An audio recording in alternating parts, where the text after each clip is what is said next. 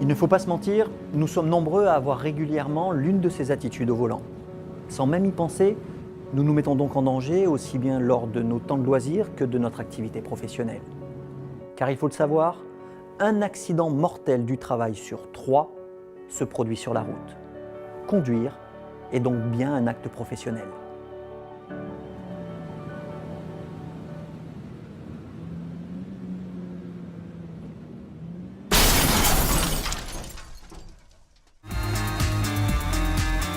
Quel que soit votre moyen de locomotion, votre sécurité dépend de votre attention. Votre sécurité, mais pas seulement. La sécurité également de toutes les personnes que vous croiserez. Vous êtes responsable de votre vie, mais aussi de la vie des autres. La vitesse. Sur ce sujet, une question. Pensez-vous que vous pourrez rattraper votre retard à un rendez-vous en allant plus vite sur la route? La réponse est non, parce que l'on ne rattrape jamais le retard sur la route.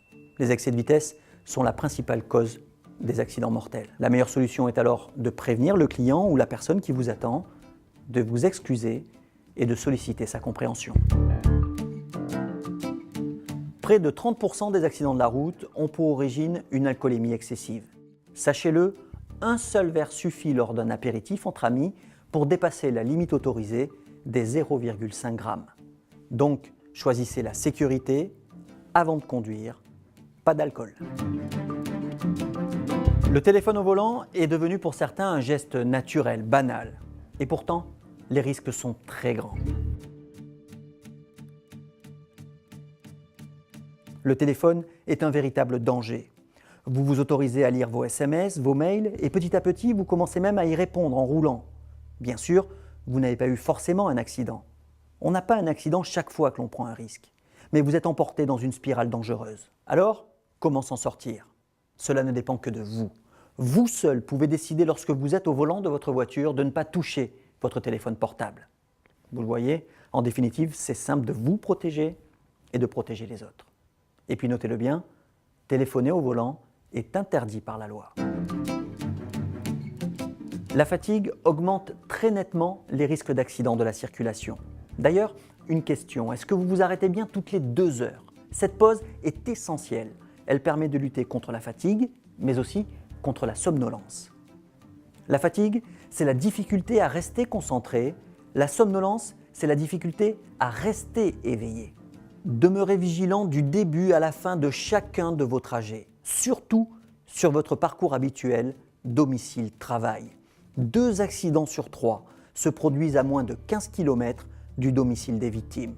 Notez également, attachez votre ceinture de sécurité à l'arrière comme à l'avant. Cette obligation est valable également dans les fourgons et les engins.